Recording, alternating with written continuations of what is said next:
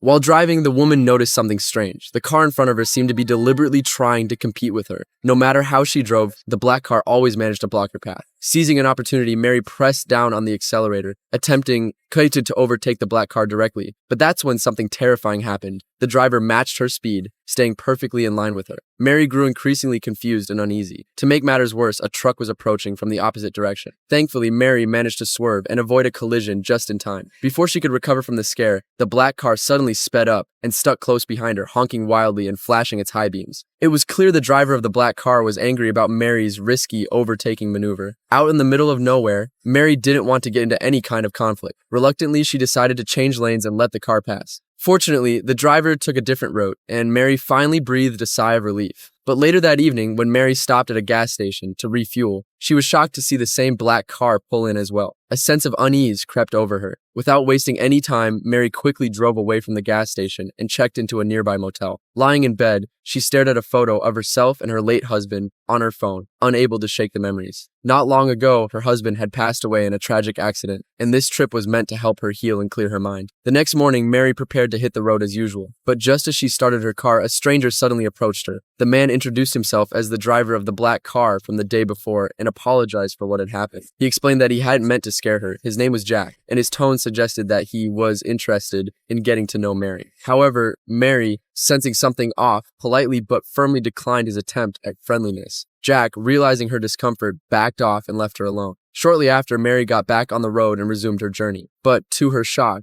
she hadn't driven far before she encountered Jack again, this time on the same stretch of road. A woman was stopped on the side of the road by a stranger. The man explained that his car had broken down and asked Mary to get out of her car to help him drive while he pushed from behind. Hearing that she needed to step out of her car, Mary immediately refused. Jack, the man, insisted, saying he only wanted to avoid causing trouble for the agents on the road. This unusual response made Mary sense that something was wrong, and without paying any further attention to Jack's requests, she quickly left the dangerous road. However, to her surprise, when Mary arrived at the next station for supplies, Jack had followed her there. Afraid of being targeted, Mary hurried to get back in her car and leave. At the same time, Jack noticed Mary and started walking toward her. Terrified, Mary quickly drove away. But just as she approached an intersection, a car suddenly stopped in front of her, blocking her path. At that moment, Jack caught up and began questioning Mary, demanding to know why she had abandoned him and refused to help. But Mary, frightened and unwilling to engage, ignored him completely. As soon as the car blocking her path drove away, Mary wasted no time and sped off. She hadn't gone far when she noticed another car following closely behind her. Realizing she was in danger, Mary decided to call the police. She reported that someone was tailing her, but she couldn't provide her exact location. While she was still explaining the situation to the authorities, another car appeared behind her. Mary braced herself, fearing the worst. But to her relief, it wasn't the familiar car she had been dreading. She finally breathed a sigh of relief, only for her car to suddenly lose control. Despite her best efforts to steer, the vehicle veered off the road and into a ditch. Mary grabbed a flashlight and inspected her car. That's when she noticed something alarming, a massive gash in one of her tires. Someone had slashed it. Unease began to creep over her as she realized the danger she was in. Suddenly, headlights appeared behind her and Mary panicked. She knew it was too late. Her only option was to hide in the car, hoping to stay safe. As she tried to restart her car and escape, Jack approached, armed with a weapon. Without hesitation, he smashed her car window. The girl glanced at an aluminum can, and in an instant, it crumpled before her eyes. It turned out she could alter the shape of objects with just her mind. Her father treated her like a lab experiment, testing her powers daily, while her brainwaves were recorded by machines. As the experiments progressed successfully, a strange smile appeared on her father's face. He wanted her to test her powers to see if she could kill a cat, but the kind-hearted girl couldn't bring herself to do it. This was the first time she had defied her father's orders. Frustrated, her father had no choice but to lock her back in the small dark room. Just as the door closed, the girl had reached her breaking point. In a fit of rage, she used her mind to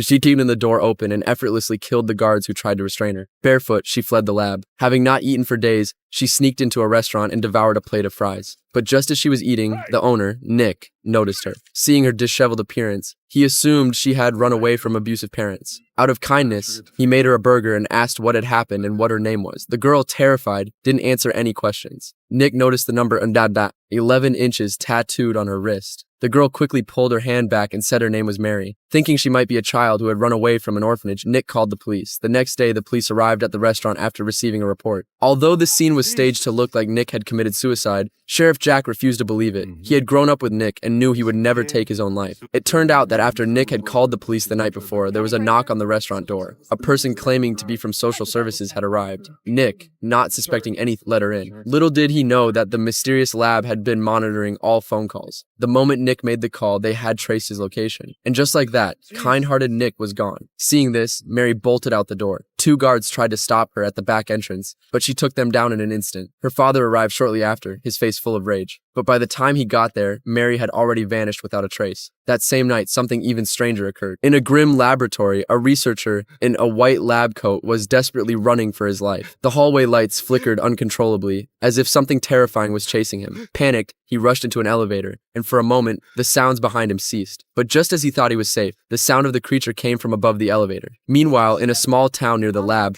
a boy named Mike was playing a game of Demon Lord with his friends. They had been playing for too long, and Mike's mom finally called it off, sending the reluctant boys home. Before leaving, Pete, still thinking about the game, told Mike that the missing die they couldn't find at the end of the game had landed on a 7. This seemed to ominously foreshadow Pete's fate. On the way home, Leo challenged Pete to a race to see who could get home faster, but before he could explain the rules, Pete had already sped ahead, leaving Leo far behind. To get home quicker, Pete decided to take a shortcut through the town's restricted area. A warning sign on the path read Hawkins Laboratory, a place known to be haunted by strange occurrences at night, which had led the government to declare it off limits. Pete, unaware of the danger closing in, thought he could make it through. Just as he was about to pass the shortcut, a dark figure suddenly flashed in front of him. Startled, Pete lost control, crashing his bike into the nearby woods. Fear overtook him, and he ignored the pain, abandoning his bike and sprinting home.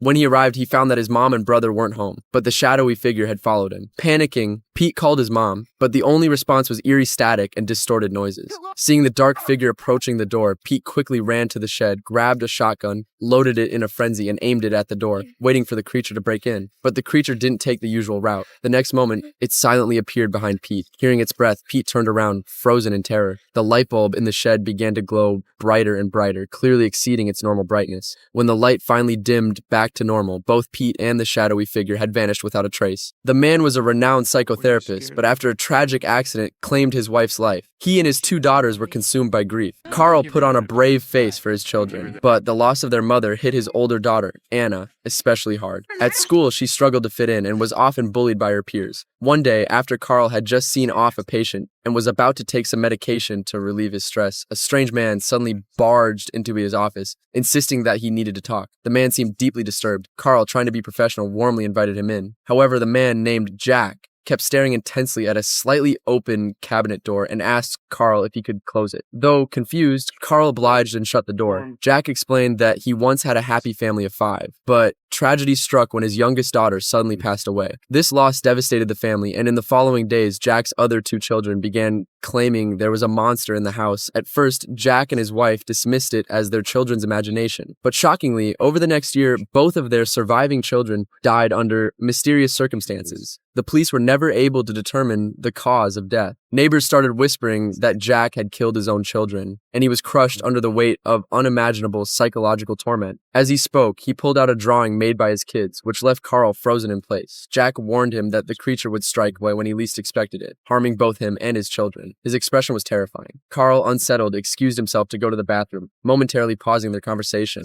But as soon as he left, the previously closed cabinet door mysteriously swung open again. After stepping into the hallway, Carl hurriedly called the police, suspecting that Jack was mentally unstable and fearing for the safety of himself and his daughters. Meanwhile, unaware of the danger, Anna was tossing her dirty clothes into the washing machine. Little did she know, a strange man was standing nearby, watching her from a distance. The girl constantly felt like someone was watching her, but whenever she looked around, she couldn't find anything. Anna thought it might be her father, so she slowly walked toward the source of her unease. Suddenly, outside the storage room, a large pool of red liquid appeared at her feet, causing her to fall to the ground in fear. Upon closer inspection, Anna realized it was just paint, leaking from the art studio. She opened the door and found the studio in complete disarray, with even the family portrait slashed. As she stood there, both angry and confused, she heard the sounds of a struggle coming from the corner where the storage closet was. Grabbing a palette knife for protection, she cautiously approached the closet. Mustering her courage, Anna flung the door open, only to find everything in its place. However, something seemed to be hanging behind the door. At that moment, her father suddenly barged into the room. When they turned on the lights, they discovered a man had hanged himself behind the door. Following the police investigation, it was concluded that Jack, after murdering his 3 children, had succumbed to his mental illness and taken his own life. However, later that night, Anna's younger sister, Annie, suddenly heard strange noises while she was in bed. The door to her room slowly creaked open on its own. Frightened, Annie watched in terror as a dark shadow quickly crawled under her bed. Scared, she ran to her sister's room for comfort. That night, Annie slept in Anna's room, but neither of them noticed the strange stain that had mysteriously appeared on the ceiling. Ever since Jack had killed himself in their house, Annie had felt like something was watching her from the shadows. One night, she heard a rapid knocking at the door again. Thinking it was her sister, she grabbed her glowing ball and opened the door, only to see the light in Anna's room suddenly turn off. She softly called out to her sister but received no reply.